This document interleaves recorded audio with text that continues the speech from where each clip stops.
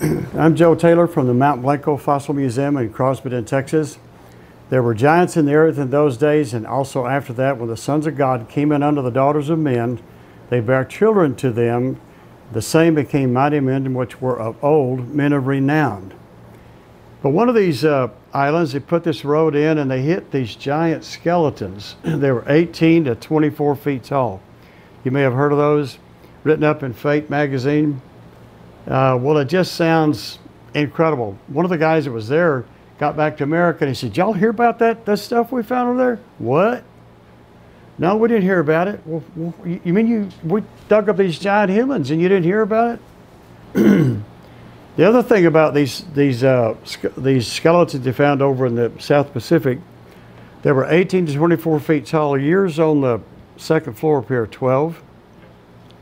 That's, you know, if you think a 12-foot tall man's just twice as tall as us, he's probably 500 times stronger, something like that. So you get a guy that's 18 feet tall. There were several of them. They must have been part of a tribe or a army, we don't know. But if their skulls had been trephined, they're not a mammoth. They're not a mastodon. As far as I know, there's not one proboscidean on Earth ever been found with a trephined skull. You know, you have to say that the world is made of fantastic liars that should be writers. We all lie to some degree. But most of you are not going to go out tomorrow and say, you know, I saw this flying snake come across my yard last night, because that'll interest people, because they know it isn't true, and you'll look like a fool, and they'll never believe another thing you say. So most people are not making up these fantastic accounts. Like the Macedonian giant.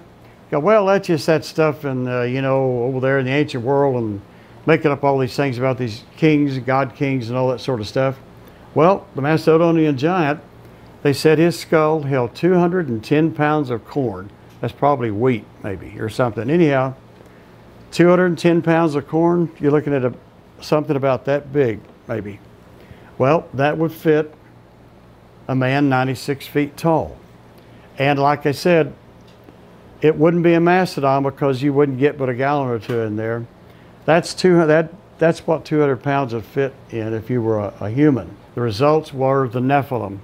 The wicked giants are almost all accounts of the giants that were wicked. And if you read any of the Indian accounts, North American Indian accounts of the giants, they're invariably wicked. This Ojibwa man was telling me a few years ago, says, we know who's in those mounds out there. So it's bad white people with the red hair, the blonde hair. We had to kill them. Well, that sounds awful. Well, yeah, maybe they needed killing. But as you know, they had 6 toes, 6 fingers, 2 rows of teeth. They were homosexuals oftentimes, cannibals. They taught the occult. They were fierce, and they wanted to be worshipped. Gilgamesh, y'all know about Gilgamesh? Gilgamesh may be the same as Nimrod. And his epic, in there he talks about that he was divine, I think he said he was 1/4 or 1/2 divine. You're a divine? Well, yeah, angels are divine. They're not God, they're little g gods.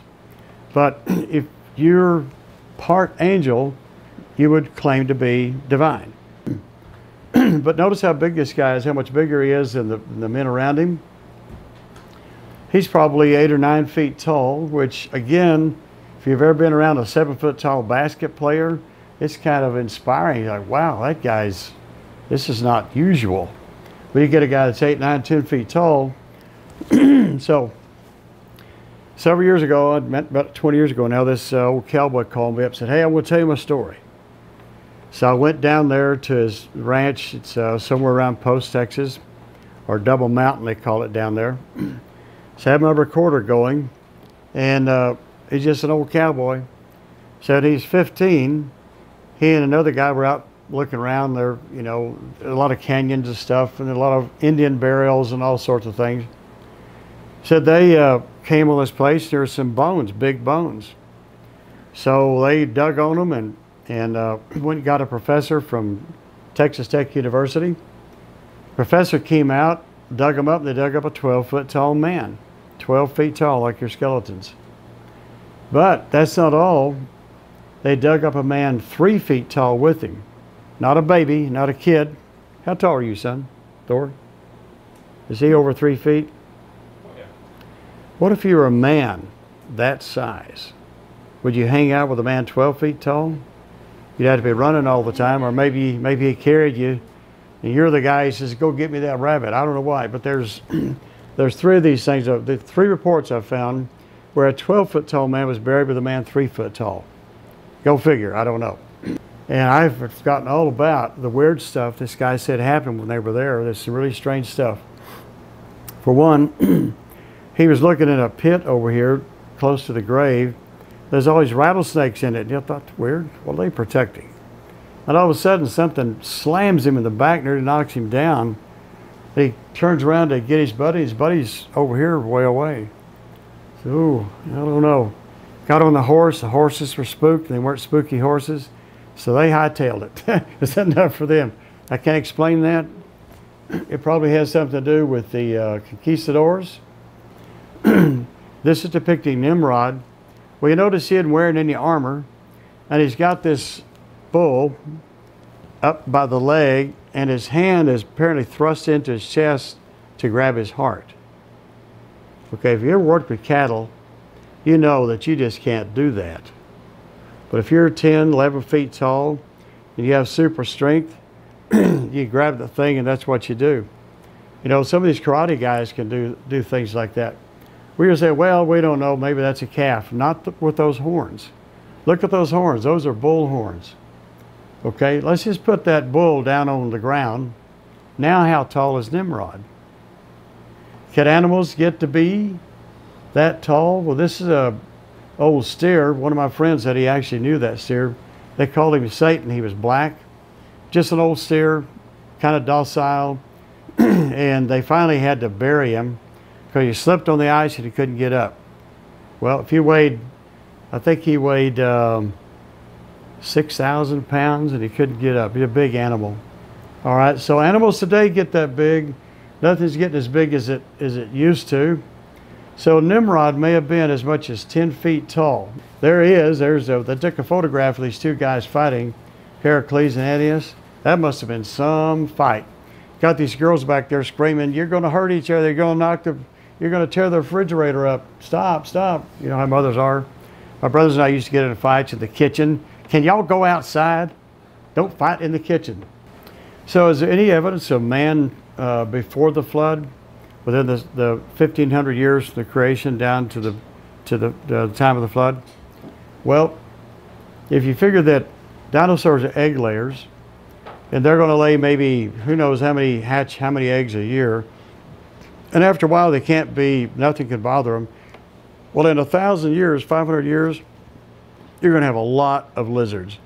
And since the lizards grow the entire length, in their entire lifetime, they're going to get really, really big. That's what you find at the fossil record, really, really big lizards. So what's wrong with the controversy? Kent would be out of business if he was a nice guy. He's joking. I was in, y'all ever heard of this paleontologist, Dr. Bob Bacher, Robert Bacher? Looks like kind of like a hippie like the rest of us. He's a famous paleontologist, knows lots of stuff. He knows the Bible, knows the Old and New Testament. He told me one time that he was a Jesus people preacher. I go, really? Yeah, he's a Pentecostal Jesus preacher. I said, well, you're into that now? Oh, no.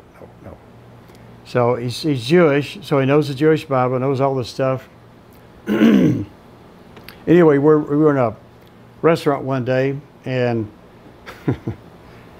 this guy there had quite a bit to drink, so he was feeling pretty informative. And he comes up to us and says, "Y'all paleontologists?" So, yeah. So, well, I dig in the coal mines, and I've seen lots of dinosaur bones. Oh, yeah, I believe that.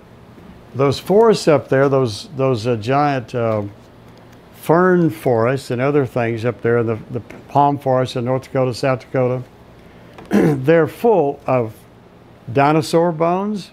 They never see them because they're turned into coal. They also have human-made artifacts in there, sometimes coal pots, brass bells, and the Lord only knows what.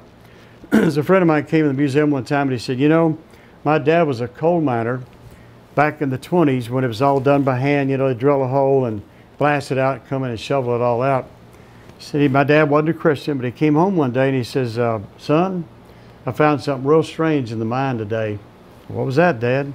I found a 4-inch hand-hewed beam, a beam carved by a man in the coal beds, supposed to be 400 and some odd million jillion years old. Thank y'all very much for coming. If you'd like, you get a copy of more of this stuff about the giants in my book, Giants Against Evolution. Half of it's on giant people, half of it's on animals. Things aren't getting bigger and more complex. I've tried to prove it in there. And there's a new section in the back of all the weird stuff that's come up the last few years. You might want to check it out.